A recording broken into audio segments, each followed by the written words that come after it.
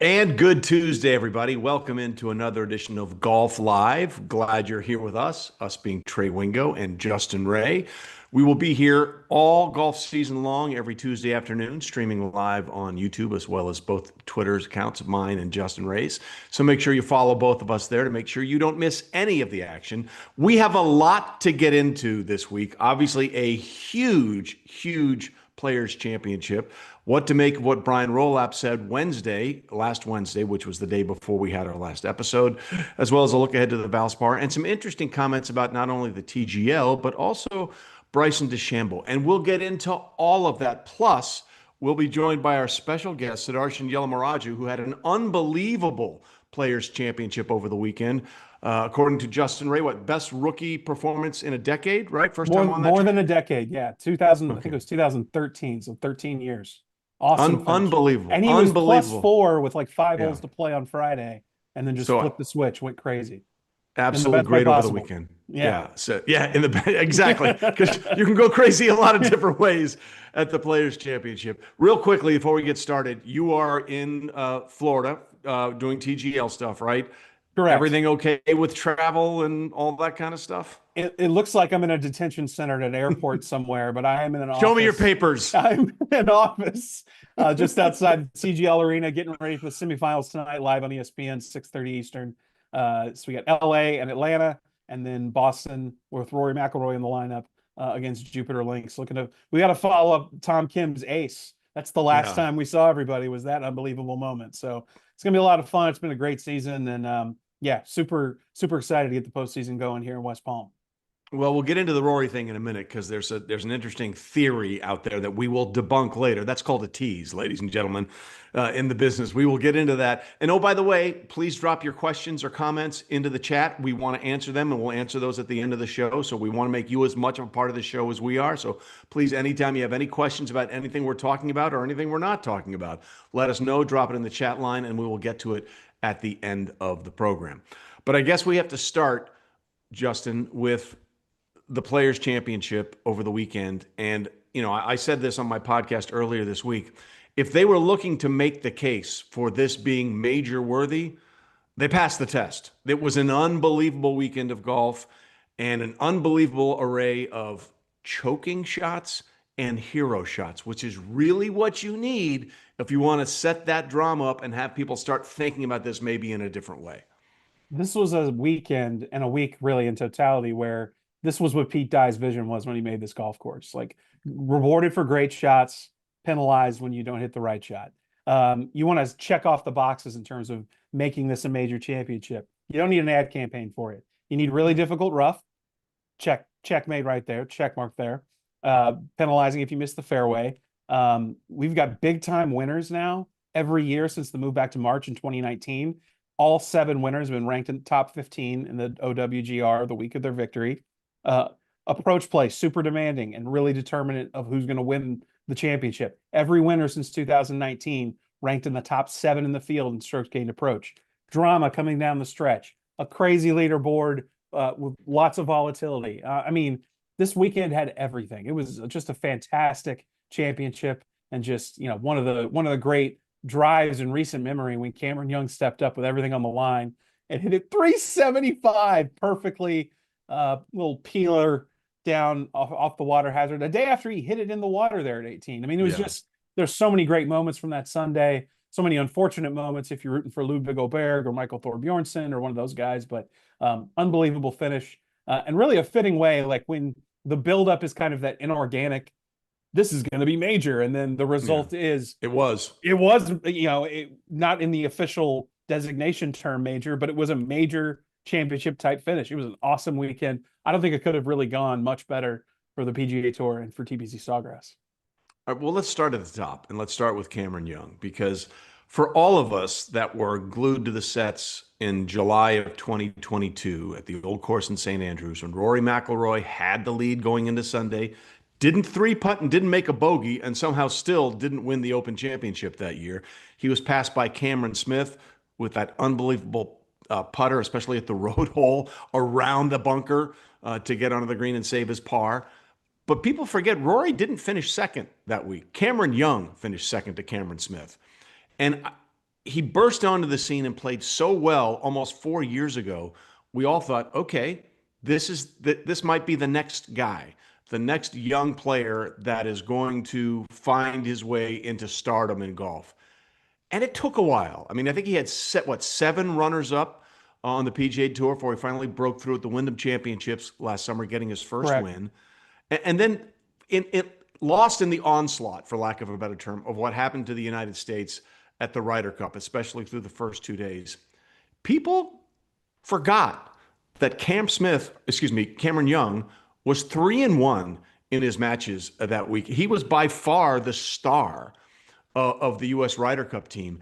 And it feels like the promise of all that stuff finally broke through Sunday at Sawgrass with, as you said, that drive on 18. I mean, we can go back to the tee shot on 17, Right. but the drive on 18, 375 yards.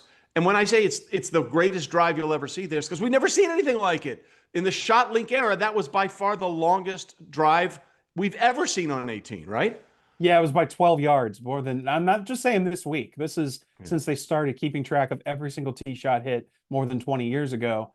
You mentioned that Rory McIlroy at the Open Championship. He also hit every green in regulation and didn't birdie. It was one of the more inexplicable final days. But yeah, Cam, I think he drove the green at 18, made eagle, and finished runner up. It wasn't just the number of runner up finishes either. You mentioned the one at the Open, but he lost in the finals at the WGC Match Play. I mean, that's obviously a world-class field. Sure. He was runner-up at Riviera. Like he was runner-up in a lot of big-time tournaments, and it really did feel like, okay, this is, the next great American star coming up who's going to contend in major championships. And the key to ripping that seal off, we mentioned some of the great shots he hit, the drive he hit there, the approach at 17. 18, 24 months ago, it doesn't feel like he makes that putt at 17. It doesn't feel like he's in that moment is going to make it happen. A couple seasons ago, he was ranked outside the top 140 on the PGA Tour in strokes gained putting. He's turned that into a strength. His new caddy, he's been with him for, I think, 9-10 months now. He's letting him read everything. And you heard it on the broadcast a few times. He's apparently a savant green reader, this caddy. And it's really, working. Yeah. And Cameron's completely trusting him. He said, I'll just let him read the putts and I go out and execute. And look, he gained strokes in each round putting at TPC Sawgrass, something that was really kind of unthinkable for Cameron Young, not only back in 2022, but even maybe a year and a half ago. So the talent is immense. I think now you get to a point in the conversation where we know who the best American golfer is, obviously Scottie Scheffler. Who's number two? I think Cam's kind of in that conversation where it's, you think about Colin Morikawa, maybe you think about, I don't know, Bryson DeChambeau, but who's that second best American player? And listen, over the last 9 months, statistically speaking, the answer is Cameron Young. Yeah, it really is. And to say to himself right before he hit that 375-yard drive, I'm going to go hit the best shot of my life. Awesome. And then go out and do it was just, I mean, just talking about it, I still get chills. But I want to go back to 17 for a second because Matt Fitzpatrick did the prudent thing. Like he did the right thing. He had a one-stroke lead on 17. There was no need to go anywhere near that pin. He put it right in the middle of the green, but 20, 25 feet away. That's the smart play. That's the thing you should do. But it's always interesting, like the details, right? This was a very comfortable pairing for both Matt Fitzpatrick and Cameron Young. They play on the same TGL team, for crying out loud. They're very familiar with each other. And Cameron said after Matt's tee shot on 17, he knew the club he hit. He knew then that the club he had was the perfect club for the shot he needed to make. Yeah, he mentioned afterward it was a perfect number, right on the yardage, on the dot. And if you're in that position, you're hitting the kind of golf shots that he hit. He was bogey-free, 3 under par on the back nine to win the Players' Championship. That doesn't happen very often. You're in that kind of groove, yeah, go at it. And he did, and it paid off immensely with the biggest win of his young career to date. Well, and the other part of this too is that unfortunately there are certain things that just work against you, right? And when it got to the 18th and Cameron hits that shot, and now Fitzpatrick, who I believe also put it in the water on Saturday on 18, you have the stat. This is why we're doing this together because there's a tweet. It's not how I look here in this. Oh well, you are gorgeous. I mean, I want to be clear, but there's a stat for everything, and you had this that you tweeted out Matt Fitzpatrick led the entire championship in fairways hit, 83%. He never once hit the fairway on 18. Sometimes it just comes down to, are you comfortable making this shot or are you not? And that certainly seems to be an indication that that was the last place he wanted to be, with everything on the line and the two of them tied. I think too, something that hasn't been talked about a lot, the advantage of having the honor on that tee box and Cam stepping up first and Yeah. just striping the bejesus out of it, hitting literally, the most valuable tee shot of the week, I think you can easily say. And then Matt's under that pressure where he knows he's missed the fairway 3 straight days there and just doesn't come through. And then he makes bogey, and that's invariably, why he finishes one shot behind. But yeah, kind of incredible that Fitzpatrick was able to miss only a handful of fairways the entire week on 1 through 17 on the par fours and fives. And he goes 0 for 4 on the 18th. It's just such a difficult tee shot, so intimidating visually off the tee. And then playing downwind too, I think is even harder if you hit it right to Yeah. keep it in that fairway. And he wasn't able to. Well, I mean, just thinking about that wind, Cameron Young thought he had a perfect number. He couldn't believe that thing almost, or did crawl off just the back of the green. I'm sure when he hit that ball, he thought it was going to be 4 inches away from Right. the cup, and Yeah. then it trickled to 9.5 feet off the back and almost went down the hill. So that was the end of it for Matt Fitzpatrick. We do need to talk about Ludwig Oberg here for a minute because we all believe this guy is going to be a transcendent star. He's only 26 years old.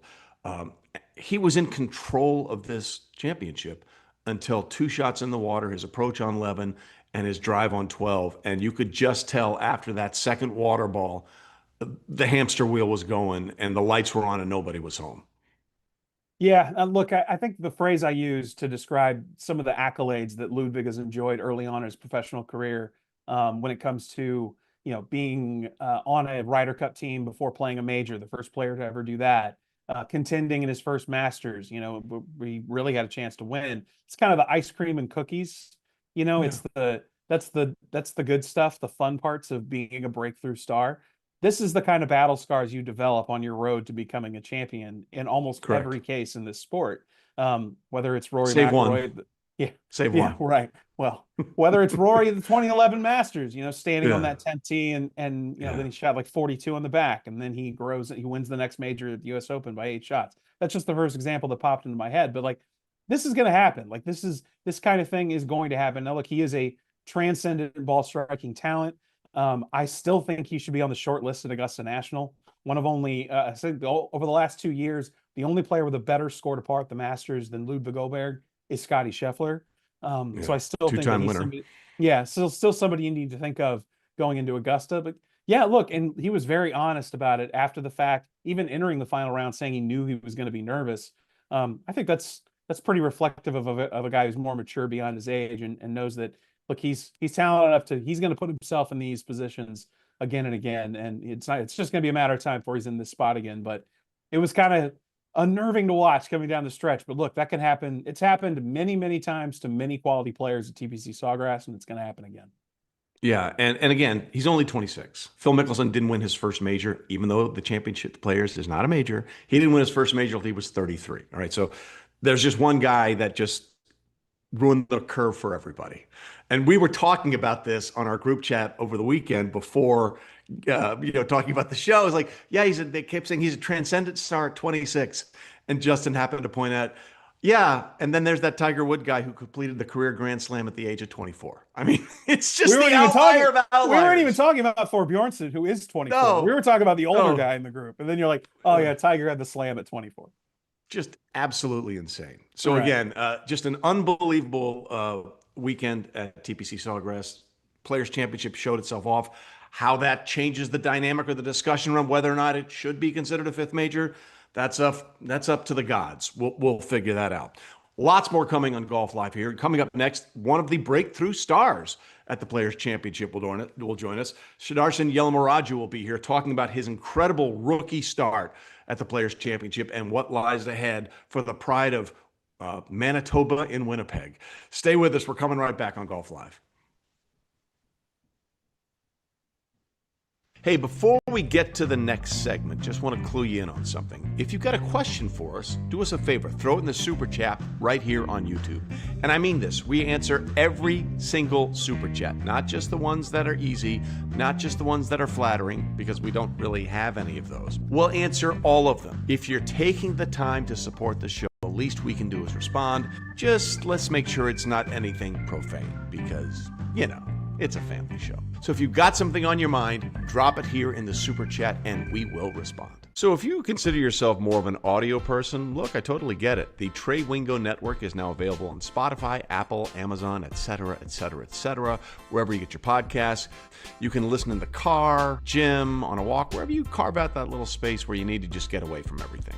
Same conversations, just without the camera. Hey, subscribe across the platforms and share it with your family and friends. Follow the Trey Wingo Network. Hey, if you're new here, first of all, welcome. We're glad you found us. We launched this platform really at the beginning of September, late August in 2025, right before the start of the Ryder Cup, which did not go well for the U.S., but this platform has gone way better than we thought it would. It's grown so fast, we really can't believe it. We've had incredible conversations with so many people across sports. Justin Thomas and Kevin Kisner, Brandel Chambly, Dan Lanning, Mike Elko, Daniel Jones, just to name a few. And here's what I'll say. Our conversations are different. It's not the same stuff you'll see everywhere else. We try and take you behind the curtain a little bit to get to know the people we're talking to, instead of just asking them rote questions about their last round of golf or their next game. We go a little bit deeper to get real information. No bits, no bullshit, just a ball podcast. And if you've just found us, there's a huge library of conversations waiting for you to consume. We hope you enjoy them. And welcome back to Golf Live. We'll be here every Tuesday, 4 o'clock Eastern. Trey Wingo with Justin Ray, wrapping up everything that went on in the world of golf. And again, just a reminder, if you want to be a part of the show, make sure you put a question into the chat. We will get to those questions at the end of every show.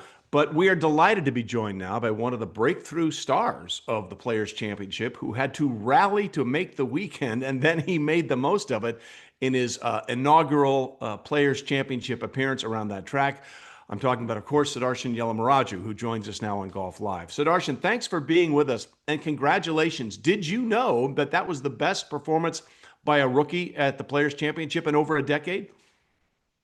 Well, first off, thank you for having me. I did read that, and obviously that was kind of didn't know that was the case. But yeah, that's a pretty cool stat to have. What did you take out of your performance over this weekend? Again, you were 4 over with 5 to play, had to rally to make the cut, and then go under par over the weekend. What did you learn about your ability on this level tour through this weekend? Yeah, I mean it just kind of reinforced the belief that I have in myself that I can contend in the biggest tournaments. You know, that results-based confidence is something that, once you do something, it's like, you can do that or better. But, you know, I have a lot of belief in myself, and then to do that is pretty cool. And to play well on a great golf course like TPC Sawgrass in a big tournament and the way they set it up, that also kind of makes it even better. So yeah, I mean, all in all, it was just an awesome week for sure. Sudarshan, Trey mentioned that you were 4 over with 5 to play on Friday. Was there any one part of your game that kind of you realized something, you something a switch flipped, like, because you went on a bogey free streak after that, I think of more than 30 holes where you really vaulted yourself up the leaderboard. What was something that changed as you stood on that tee box, needing to go on a run to even make the cut? Um, I think, yeah, obviously the first time really playing TPC Sawgrass in this condition. I've obviously played it before, but obviously never in this condition. But it was just kind of, I was not, when my misses, I was putting myself in kind of bad spots, and the way they set up the course, 1 or 2 yards here or there is enough to really put yourself in big trouble. I think I had a couple double bogeys and a few too many bogeys up till that point, and not really making enough birdies. So, I think I just stayed patient because, I wasn't hitting it terribly, and I just wasn't maybe hitting it in the right spots. So I think, I mean, I'm a pretty resilient person, someone that never gives up, and I knew, okay, I have a good stretch of holes coming up. I just need to hit some good shots, and then I just need to see one or two putts roll in, and then I can kind of go from there. And I mean, the first aim was obviously to finish off strong on Friday, which I did, and then I just was like, on the weekend, we'll just go play the best golf I can, play one shot at a time, make some birdies, and just try to keep it in play, keep it fairways and greens, because I mean, that's what the course requires. You just got to hit it very good overall. It certainly did, and you certainly made a few of those putts. So you make a few of those putts, Sudarshan, and then when did you look at the leaderboard and say to yourself, "Wow, I might have a chance here"? Like, what was that process like? Um, I mean, obviously the third round I was one over, and I think the lead was in 10 or 12 under or something. So there was no real aim to say, oh, I'm trying to get back into this tournament. It was just to go shoot a decent score and get myself in a respectable position. And then, which I did. And then on Sunday, just again, same thing, just go and play. And to be honest, I didn't really think I obviously had a chance of winning because I mean, the the players that were at the top of the leaderboard, I thought, okay, they're playing pretty good, and it's going to be hard to kind of, catch them without doing something really miraculous. But it all I kind of saw the leaderboard. Well, you see the leaderboards throughout the final, like the whole course, and in the final round, I had the two birdies to start. I was like, okay, this is good, but I still had a long way to go. So I was just like, let's just keep going and just get as high of a finish as possible. And that's kind of what I did. And yeah, top five was pretty good for sure. You have such Yeah. a unique background, Sudarshan, in terms of, being born in India, growing up in Canada. Just kind of, I had to think that kind of unique perspective has kind of helped you as you've ascended in your professional golf career. I know you turned pro at a really young age. How has that experience growing up and that kind of unique background helped you on this path from, developmental tours, Corn Ferry Tour to becoming a PGA Tour pro and breaking through on one of these giant stages like you did last weekend? Yeah. Well, to be honest, I've not really thought about the journey. I've just been going and just trying to do it, to be honest. Grinder. He's a I, grinder. yeah. Yeah. I mean, I've been just trying to, just focus on just keep getting better. And, like I said, I mean, I, it's just kind of me learning the game, my dad as well. And, we just trying to keep learning as much as we could. And we still are. And, that's all we've been trying to do. And yeah, like I said, I don't really think about the journey too much. And I've been just kind of focused on just keep on improving. And obviously now I'm here and I guess it's pretty cool to think about. But I mean, yeah, it's still, I guess, there's a long way away to really kind of fully reflect on my journey. But yeah, I mean, when you get a chance like this to think about it, it is pretty cool. Yeah, it was pretty cool to watch. Sudarshan Yellamaraju is with us here on Golf Live. As we've said during the program, and we do every week, drop your questions in the comments, and we will have them on the show. And Sudarshan, if you don't mind, we've got a couple of questions for you. Duncan, why don't you read the first question here from the folks watching and read it to Sudarshan. Yeah, we have it up on the screen. Duncan, unmute yourself. I'm unmuted. We have it up on the screen. Welcome to the big leagues. What are some of your favorite courses to play in the U.S.? Ooh, um, obviously TPC Sawgrass is very good, not just because I Good play well, but call. I mean, Good answer. but I mean, no, I mean, but obviously it's a very good course. You gotta it's you don't you gotta play a lot of different shots out there. It's not one dimensional. I don't know. A lot of I mean, I've only played whatever however many events so far on tour, and I've liked all of them. They're all unique. It's obviously a treat to be playing on the PGA Tour, you play on quality golf courses. So, but I mean, if we want to say, I mean, I did play Pebble Beach last year. That was pretty cool. Monterey Peninsula was very cool. Um, Spyglass, and I've gotten a chance to play that. So those are all very, very cool courses. But you know, I'm as long as the course is in good shape and the weather's nice, then I'm okay with it. Well, that means you must have really liked the courses on the Monterey Peninsula because the weather can be dicey over there at times. But you mentioned MPCC and Spyglass. You're speaking my language. Those are two of my favorite golf courses I've played anywhere.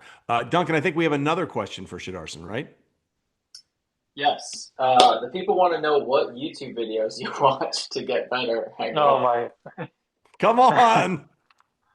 Um, to be honest, it's a mix. I like to watch a lot of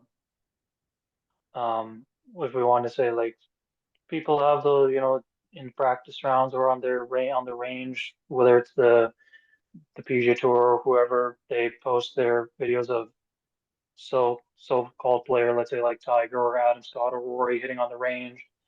They're hitting different shots, and then also just whatever highlights packages of the rounds. I like to watch the highlights of PGA Tour, DP World Tour, um, and then just kind of all the best shots of Tiger or Rory or any of these guys. And it's a mix, and I think if we're trying to say, okay, if we're really trying to work on the swing, it's like, okay, I'm watching the slow motion swings of these players and kind of seeing what they do. And then if I'm just kind of seeing what different shots that these guys are able to pull off, then I'm just kind of watching these highlight packages and all that stuff on the different golf courses that they've played. So yeah, it's kind of a mix. I mean, whatever, I think it just comes down to whatever suits your eye is what you should kind of just watch and learn from.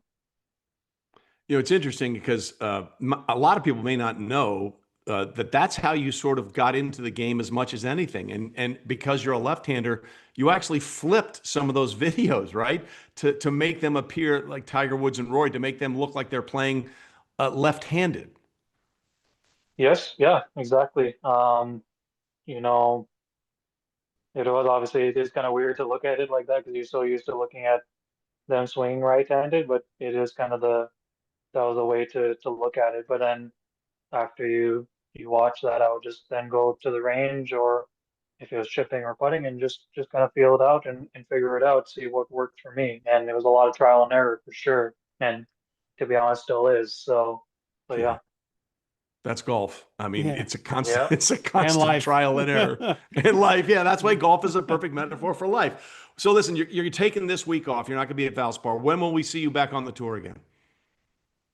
I'll be back right at Houston. So yeah, just the 1 week off. Yeah. All right, Perfect. Well, that's my listen. hometown. So let me know if you need any barbecue recommendations, bud.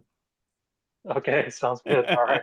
All right, listen, Sudarshan, congratulations on a breakthrough weekend, and we look forward to watching your career go forth from here. So best of luck. Thank you. Thank you guys for having me. Yeah, no worries. All right, Sudarshan Yellamaraju there. You know, not surprising. It's all about putting in the work, and it certainly seems like that's the way he's found his formula, although somewhat uniquely with going the YouTube route and flipping the videos. But it's like this game, man. By any means necessary. No one would teach Jim Furyk swing. No one would teach Arnold Palmer swing. No one would teach Eamon Darcy swing. If it works and it's repeatable, that's all that matters. Get the club face square to the ball. Yeah. The road to get there is unique for so many different people. His story is really cool. I just think, he's going to have the opportunity to build on that journey, right? And I think he's going to have a really good opportunity, obviously, to build on that list of great American courses he's going to play because he's going to be in a lot of big championships, super talented for a long time to come.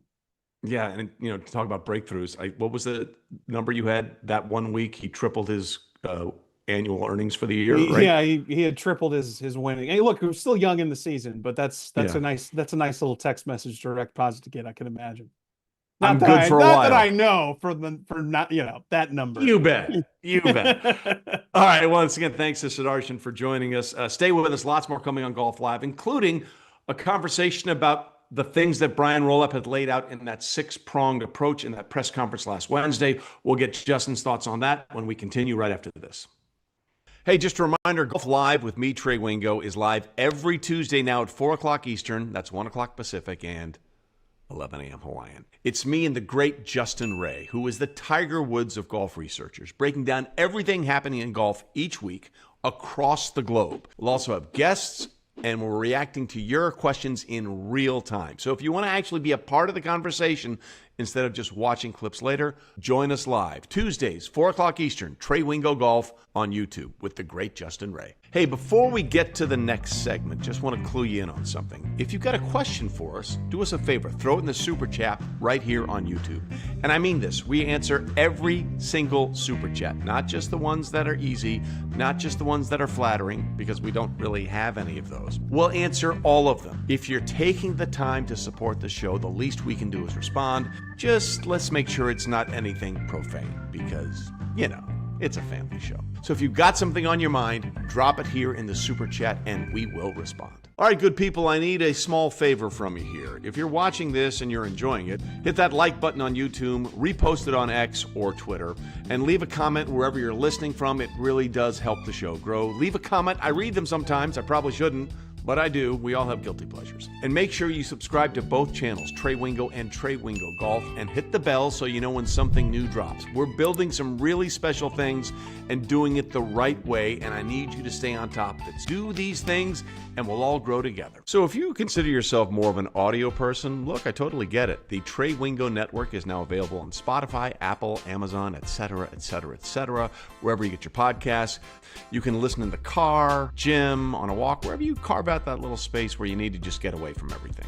Same conversations, just without the camera. Hey, subscribe across the platforms and share it with your family. Welcome back to Golf Live. Trey Wingo here with Justin Ray on YouTube and Twitter. We will be here for the next 30 minutes or so. We'll be here every Tuesday, 4 o'clock Eastern, wrapping up everything that went on in the world of golf. And, you know, Justin, we did last week's show one day before Brian Rolap's great reveal of what he wants to see for the tour. And I want to get your reaction to some of the things because I was able to digest it and did a couple of podcast tapings about it. I was really struck by three things. One, they painted a picture of what they see going forward, what Brian sees going forward. But what was really interesting to me, and we'll get into the six-pronged approach in a second, what was really fascinating to me is that while he put a lot of stuff out there, there was no definitiveness to any of it. It was basically, well, we're thinking about this, we're thinking about this, we're thinking about that. And I think that's in many ways the brilliance of what Brian is trying to do with the PGA Tour, because I really believe this. They put it out there not as a finished product, but as a sketch before you make the actual painting, right? To get people's reaction to it, to see how they would feel about some of the things that they were doing. And I think that speaks to a really larger issue with Brian. And he said this a couple of times at that press conference, is, hey, I'm new to this game. I'm not sure. I don't know a lot. So I'm trying to figure this out as we go along. And I want to really listen to what the fans have to say. And that, to me, Justin, was a stark contrast from we're going to serve the sponsors and we're going to serve the players, and then we'll get to you guys. It felt like he was saying, hey, you're a part of this with us. For sure. I thought one of the most interesting things going in was going to be how does he explain what this two-track system is, the way he put it. How does that kind of, and look, we didn't get a ton of details about it specifically, but just the inference that there's, you know, a big tour, which is what we're talking about, the signature events, the major championships, and then how do you delineate to another track, as he said, when it comes to sponsors, when it comes to players, when it comes to purse sizes. I mean, that's going to be a challenge. It's going to be interesting to see it unfold. The other thing I thought was interesting, and my friend Paige McKenzie brought this up on Live From right after Brian talked about it, wanting to move to big markets. And look, on the surface, that seems like an absolute, oh, of course they should. It's a slam dunk. They should be in New York and Boston and San Francisco. Chicago. Well, one thing that had all those different places have in common is that they have a limited window on the calendar in which they can have a golf course ready. You couple that with, okay, we want to play at the best venues, right? Okay, well, if you've got 3 or 4 unbelievable venues in the Chicagoland area or in Boston, are those memberships going to want to give away 4 months of their 6 months they can play, 5 months that they can play every year to host a PGA Tour event? I don't know. I think that's one of the reasons why the BMW Championship has moved so often over the last few years. I mean, I think that's one example of, like, you know, it seems like such an easy reaction to say, yeah, why aren't they playing in New York a couple times a year? Why don't they go play in Chicago? Well, there's some logistical challenges there, which, okay, maybe it's easier to play multiple events in Dallas, or playing all those tournaments in Texas where there's a longer Right. window to get those big events in. So that aspect is interesting to me, like being able to work that out. Talking about the concepts of relegation and promotion and being more freely, and I've always thought that would be really interesting to implement more of in professional golf. They've done that a little bit with Live, but I don't think it's been executed in the best way, to say the least. So a lot of, like you said, not super clarity, not pinning themselves to deadlines, because these are big things that they're going to have to do. And I think keeping it a little bit nebulous was the right approach. And you mentioned that being part of the brilliance of it, and I tend to agree. Well, the other thing, and what you just said, I think is sort of the point that Rory McIlroy alluded to when he was asked about the NFL after the Super Bowl, and he said, I could watch a cricket match for days and be mesmerized, and I'm like, absolutely not. But he did say, I love the business model of what the NFL has done. And, for people who have forgotten or don't know, Brian was basically number 2 behind Roger Goodell for many, many years in the NFL's front office. That's where our relationship began. And Rory said something really interesting at that press conference. It's like, the season is short, but they drip feed you information throughout the entire year. It's the combine, then it's free agency, then it's the draft, then it's preseason. And I couldn't help but notice when Brian put this out there, he said, hey, these are the broad strokes we're thinking about. We're trying to get it together, and we'll have a more definitive thing for you in June. Drip, drip, drip. Get us on the hook. Have everybody talking about it. I like this. I don't like that. I think this is brilliant. How is this going to work? And then the big reveal, for lack of a better term, is still a few months away. That, to me, is the brilliant part of the marketing side of this that the PGA Tour can really benefit from. I agree wholeheartedly. And a little bit of it mirrors kind of how he opened the press conference, where he kind of made a joke about the fifth major type thing, and then kind of totally diffused it by saying, oh, it just means we have an unbelievable marketing campaign because everyone's been talking, or a marketing team because everyone's been talking about it for That's exactly a couple right. months. So like I said, the whole week, I think from the PGA Tour's perspective, from golf course setup, even something as small seemingly as Thursday afternoon when that rain shower hit and they still got almost everybody in round one, Yeah. everything Yep. went about as well as it possibly could for the entire week when it comes to the PGA Tour and the TPC Sawgrass and the Players Championship. All right. So with that in mind, what do you think is the most likely of these 6 prongs to be implemented right away? Oh man, that's a good question. Thank you. Instinctually, despite what I just said, I think it's probably the big cities where I agree. you can find Fish a where the way to fish make. are. That's what Roger Yeah, says every year in and his it's Super Bowl press look, conference. I'm not Fish where the saying fish are. I think it's super important to have that happen. I just think there's some unforeseen obstacles that are in place there, where long term, maybe year after year, it's going to be difficult to maybe go to Chicago Golf Club or something. I'm just making up a prestigious Sure. place. Oh, by the way, that's a great golf course. Well, and I'm sure the members would agree, and they're paying a lot of money to play it. So having kind of their hands off of it for a long period of their playing season would be difficult. I think that's the first thing that can be implemented. I think the most difficult thing is going to be this 2-track. We've seen kind of the skeleton of it here with the elevated events that we've had the signature events that we've had the last several seasons, but that's going to be something that it just feels like it's going to take a little more time to fully implement across, because it's going to involve their feeder tours as well. It's going to involve the Corn Ferry Tour Well, guys. yeah. Well, what's interesting about that, and this is just sort of hitting me as we're having this discussion. College football is a standalone business. Let's just be clear. It's a billion dollar industry, right? But it's also a feeder program into the NFL.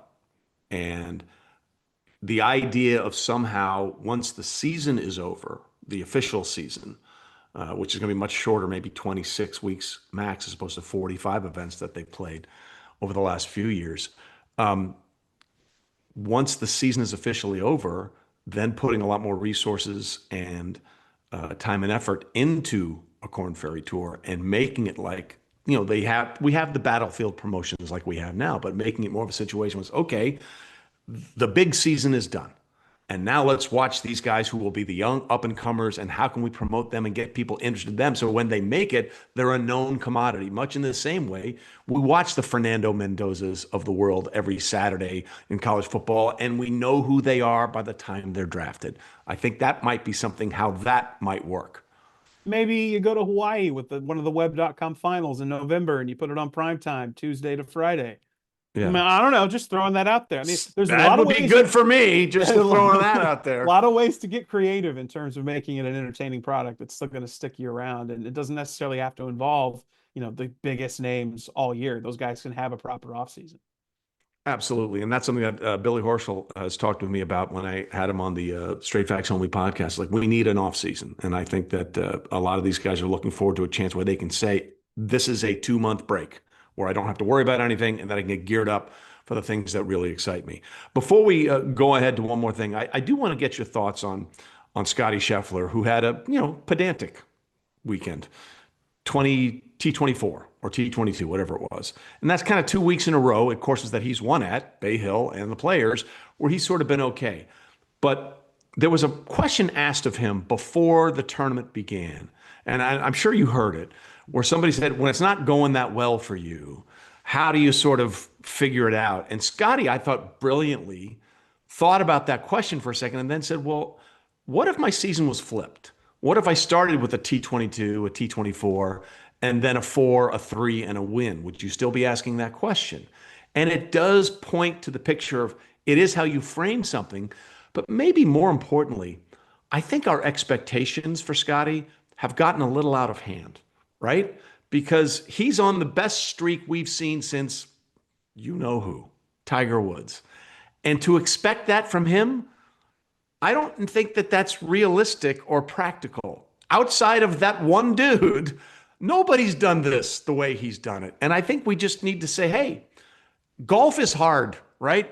It's going to be difficult. I mean, at Oakmont last year, he's out there in the pouring rain at a practice range trying to figure out what the heck is going on. And he's throwing his cap and throwing his clubs. He couldn't figure anything out. And then, a month later, he goes on and wins the Open at Royal Portrush. So I do think our expectations for Scotty have gotten out of hand because of he's been so dominant, but only one other guy has been on a hot streak like he's been, and he did it twice at a much higher percentage.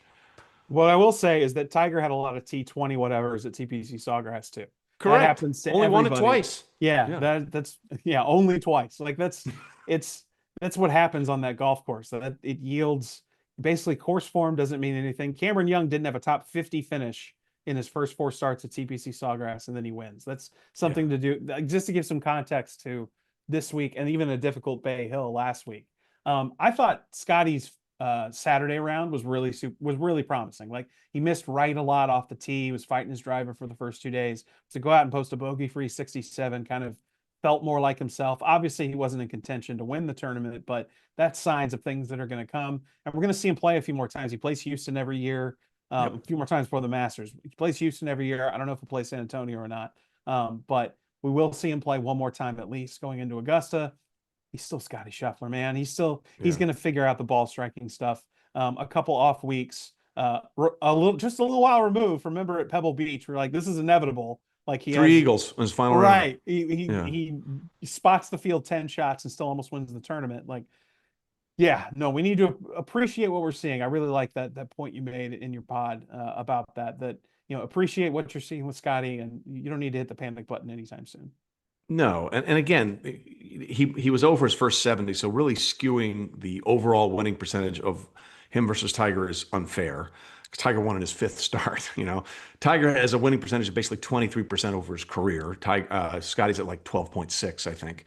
But if you take out the 70 and just look at his hot streak from 2022, as you put together for us, I think he's at 22%, which is really good over that hot streak. It's unbelievable. Yeah. And then you look at the outlier, Tiger from 99 to 2003 won 33% of his tournaments. And then from 05 to 09, he won 41%, which is just ridiculous. So he has a stretch of going 20 for 40 in official PGA Tour events. And then 5 years later, another stretch of going 20 for 40. That's batting 500, man. That's batting 500. That's not human.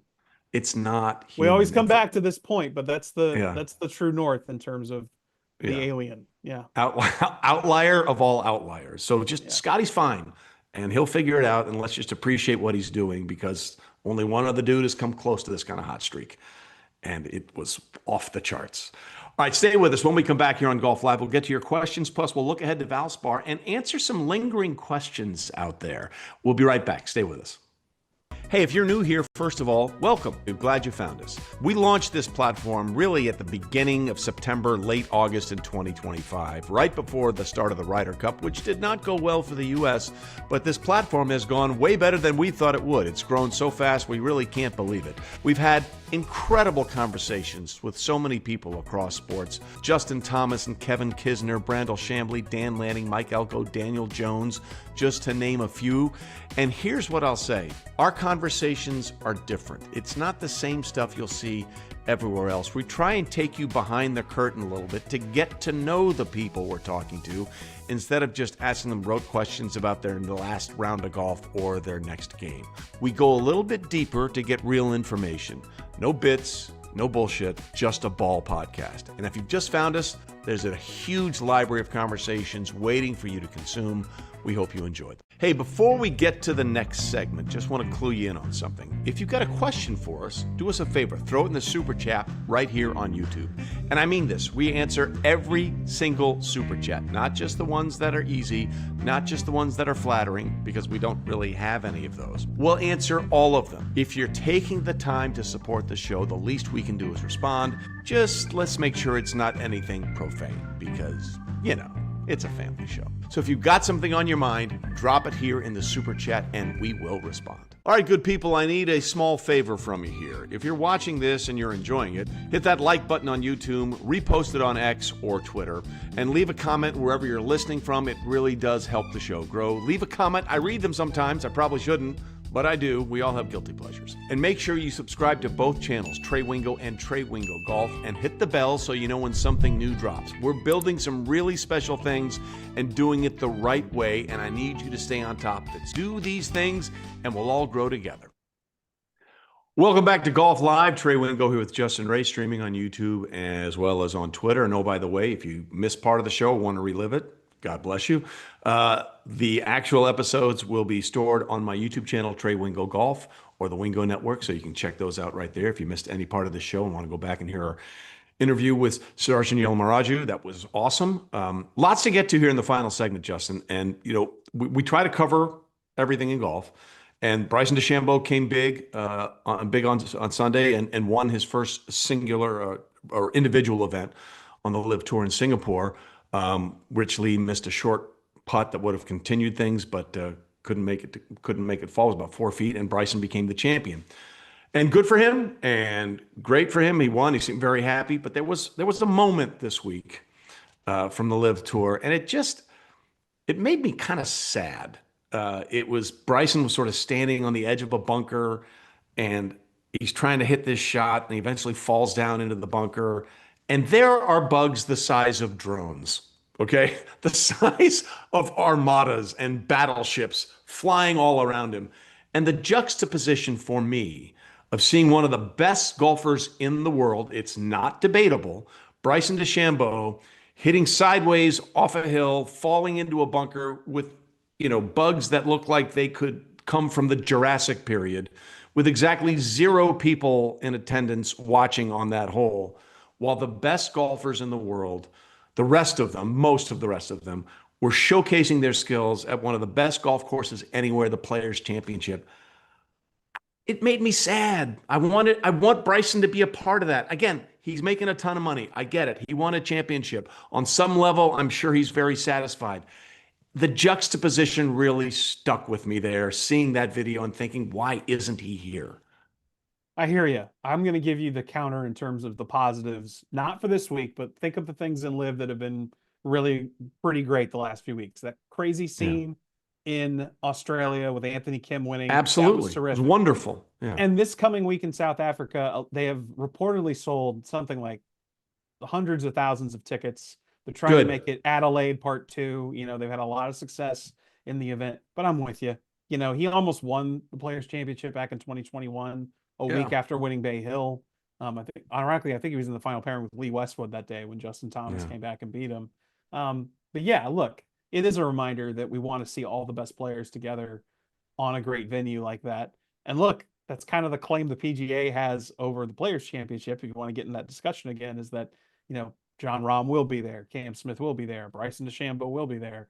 and they're not there at the Players Championship right now. So that being said, it's great to have, you had Rahm win last week, Bryson wins this week. As we gear up towards Augusta National, the more big names with big success getting into that week, that just amps up the enthusiasm as if it could get any bigger going into the Masters.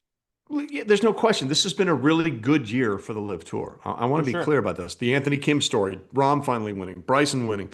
I want to see all the big names at the big events, and selfishly. And again, I know people think, oh, he's made $500 million and blah blah blah. He's wearing shorts. I'm sure. Yes, all that's true, but he's also a competitor, right? Bryson is a competitor. John Rahm is a competitor. If you're a competitor at your core, you want to find out who you are and how good you are against the very best. The only thing you can say is that doesn't exist on a consistent basis on that tour, especially this weekend. He didn't beat Cameron Young in a playoff. He beat Richard T. Lee. Yeah. All due respect. All due respect. Yeah. That's not the same.